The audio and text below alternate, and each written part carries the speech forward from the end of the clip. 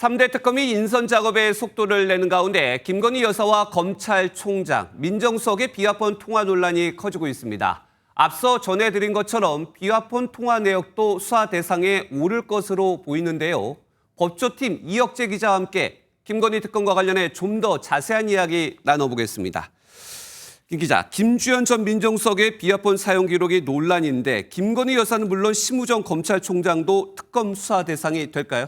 네, 가능성은 열려 있다고 봐야 할 것 같습니다. 네. 김건희 여사는 물론 정치 중립을 지켜야 할 심우정 검찰총장이 비화폰을 지급받은 것도 문제인데 김주현 전 수석과 통화를 한 시점은 더 문제입니다. 김 여사는 도이치모터스 주가 조작 사건과 명품 가방 수수 의혹 사건 출장 조사를 앞둔 시점에서 통화가 이뤄졌는데요.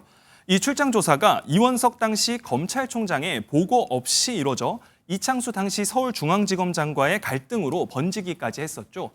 심지어 두 사건 모두 불기소 처분이 내려지면서 검찰 수사가 제대로 이뤄졌냐는 비판에도 직면해야 했습니다.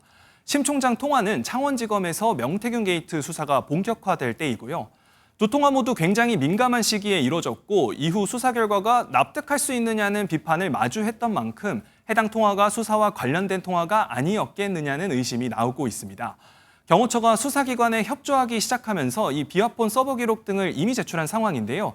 특검에서 이 자료를 받는다면 수사를 착수할 수 있는 기반을 확보하게 되는 셈입니다.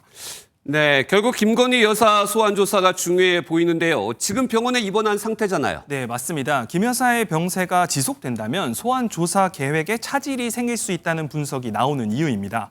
김 여사는 우울증 등을 이유로 입원한 것으로 알려졌는데요. 정신적으로 불안한 상태의 피의자를 소환 조사하는 게 쉽지만은 않다는 게 검찰 안팎의 의견입니다. 의사가 안정을 취해야 한다고 하면 조사 일정에 차질이 생길 수도 있는 건데요. 다만 특검이 구성되는 데 시간이 소요되는 만큼 그때까지 김 여사의 병세가 호전될 가능성도 있고요. 특검이 김 여사에게 불리한 진술들을 확보하기 시작하면 김 여사 측이 혐의 소명을 위해서라도 소환을 미룰 수 없을 것이란 시각도 있습니다. 김건희 특검은 내란이나 최혜병 특검보다 다뤄야 할 게 많아 보이는데요. 예, 보시는 것처럼 가장 많은 16개 의혹에 대해 들여다봐야 하는 김건희 특검은 부담감이 커 보입니다. 도이치모터스 주가 조작, 공천 개입 의혹, 건진법사 비위 의혹 등 수사할 게 많습니다. 양평고속도로 인허가, 대통령 집무실 이전 과정에 개입했다는 의혹과 관련해서는 사실상 수사를 처음부터 시작해야 하는 수준입니다. 내란 특검의 경우 윤석열 전 대통령이 이미 내란 우두머리 혐의로 기소돼 있을 정도로 수사가 많이 진전돼 있고요. 최혜병 수사도 살펴보면 공수처에서 상당 기간 수사를 해왔기 때문에 전방위 수사를 벌여야 하는 김건희 특검 수사에 관심이 쏠립니다. 그럼에도 수사 결과를 먼저 발표할 수 있다는 시각도 있다면서요. 예, 법조계에서 가장 먼저 수사 실적을 보일 특검이 김건희 특검이다라는 추측이 나오고 있는데요.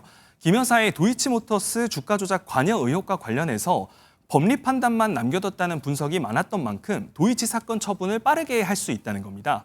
특히 민중기 특검이 서울중앙지법원장 출신이었다는 점도 법리 판단 영역에서 도움이 될 것이란 의견도 있습니다. 여기까지 듣겠습니다. 법조팀 이혁재 기자였습니다.